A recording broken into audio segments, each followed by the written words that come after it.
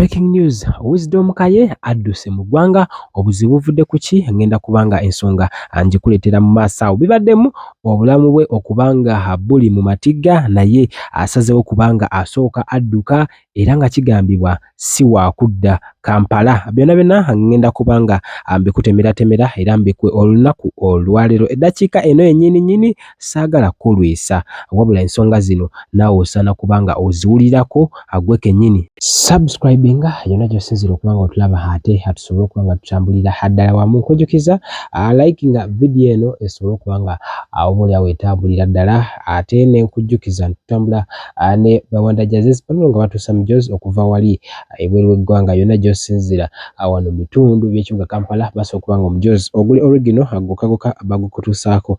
Ne nkuzigira ne Haji Miti nga ono nno ye musomi wa dduwa, kakati yakugamba gwe wenna alina ebitatambula bulungi mu bulamu bwo, osobola okubanga omunyigamu amapeesa ate anaabanga ate akutuusako empeereza ey'enjawulo. Byonna by'olina ebitatambula bulungi mu bulamu bwo. Kakati tujja kutandikira omukulu Wisdom Kaye bw'atyo yasazeewo kubanga Uganda eno ebyayo abinyika mu nsuwa n'agenda afune obubudamu mu nsi ez'abazungu, particularly Canada. Bw'atyo gy'asobodde okubanga agenda. Information gy'enfuna eraga omukulu ono abadde akasente kakeewaamuko nga bwe mumanyi ebintu bya Uganda, era nga kigambibwa musajja wattu abadde atakyayina annyonnyo akyagamba ggwanga. And nafunye information ennaku nga bbiri emabega nti n'akalimu akabadde nako wali ku beat we badde bakeera ku Sunday okubanga baweereza eggwanga, ako nako kabadde bambi kaweddewo, ate nga kigambibwa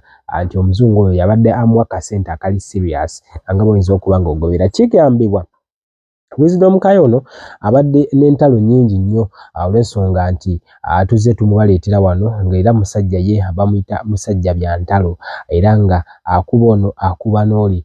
So ebyo nabyo biyinza okuba nga zizimu ku nsonga olw'ensonga nti mubamu nga mubadde mujja mumuwulira abamu babadde akuba babadde bantu oboolyawo abali mu bitiibwa, abali ne mu positions ezisalawo. So afaananyi kolabaawo yali agenzeeko e UK, that is Bungereza, era nga kigambibwa eno nayo yali agenze kusiikingayo obubudamu which ekitaasoboka kubanga kibeerawo olw'ensonga bye yagezaako byayiika butaka, era ne information abaali bagambye nti basobola okubanga bamuyamba bonna byali tebigenda kubanga bisoboka. So bw'atyo United Kingdom teyasobola ye kubanga awangaalayo, so n'abanga yatambulako n'agenda nako ku kisaawe kya London Stadium oba ekisaawe ekya Tottenham Hotspurs abamanyi ku by'emipiira bakiyita London Stadium wewali nno nga bogezaako kubanga olaba. So n'abanga yabinyumirwayo abunyumirwa era teyasobola kubanga awangaalirayo.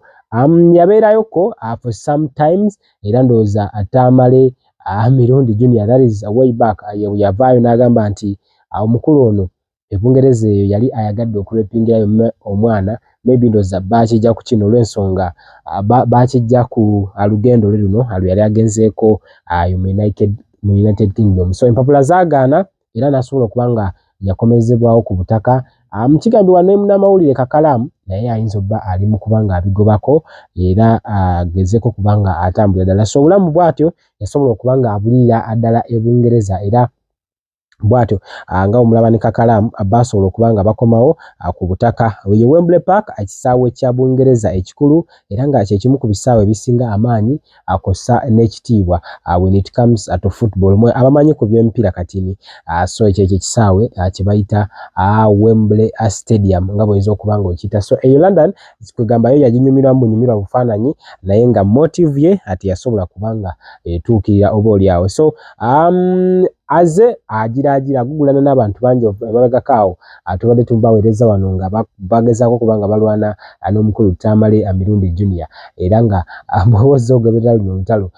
Kigambibwa waliwo information eri classified gye nafunye mwalimu akasente ati lwali lutalo lwa bigambo nti ono agamba kino ono agamba kiri, but mwalimu akasente. Omukulu junior Tamale yasobola okubanga asika ku mukulu gwe bayita Wisdom Kaye. So olutalo ne lubeeraawo naye nga embeera ye bwetyo bwebadde, so tebadde nungimuko okusinziira wali emabega nga bwe yali olw'ensonga ekituufu kye musajja yali musajja alinamu kasente akawera but nga mumanyi ebintu bigenda bikyuka mpola mpola era n'emmotoka yali alina Harrier naye yasobola okubanga abadde takyagirina nga yagiwummuza.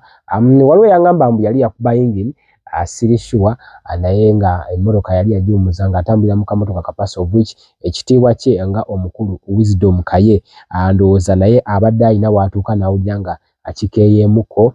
So bw'atyo bwe yatuuse wali Canada era gyagenda okusobola okuba nga afunira embeera ennungi oboolyawo. Tumwagaliza bisinga ogwaffe gwa kubanga tukuwa amawulire bwe gati. Tujja kugamba nti Kaye Wisdom, congratulations because embeera eno aludde nga abigoberako nno ddala, aludde nga abigobako naye nga omanyi bibeeramu process here and there, yita wano yita wali.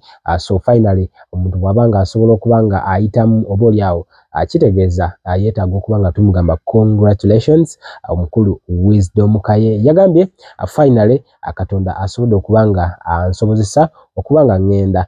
Tujja kugamba ayinza okuba nga mukyala oba nga si mukyala, ayinza okuba nga mpapula oba nga si mpapula. So yonna information gwe stickinga wano ku Wonder Boy oboolyawo atujja kusobola okuba nga tukuwa ekyenjawulo era tukubulire ddala omukulu ensonga eyamututte yafunyeyo kipikini mamadem oba omanyi ensonga ezitwala abantu side zeeyo nnyingi nnyo.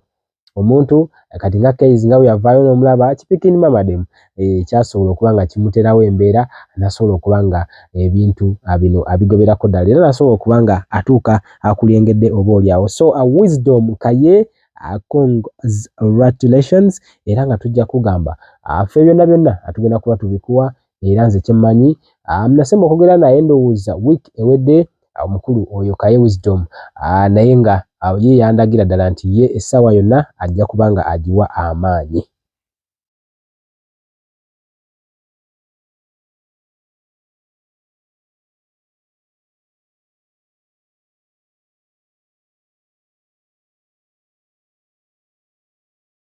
So bw'atyo ye ayina bwe yagambidde nti okay, agamba nti kakati bagenda kwogera naye ffe we have changed the destination, ekitegeeza nti ye nga ye omuntu in particular akyusizza obwanga era akyusizza ne kaŋŋambe ne waabeera oba ne waasinzira okuba nga abeera. So mukulu yoyo information nja kwongera okuba nga ngibawa wabula ye yasizeewo okuba nga ye Uganda agirekera oboolyawo abamu. Tujja kwongera okubaleetera abantu ab'enjawulo era nga njogeddeko n'omu ku bantu be that is driver we mumumanyi bulungi abasinga tatera kuvaayo mu kamera naye ng'ono singa omuntu abadde ayagala Wisdom Kaye ng'ali wano ekyaddondo be Kampala ye muntu abasinga gwe badde basobola okuba nga batuukirako.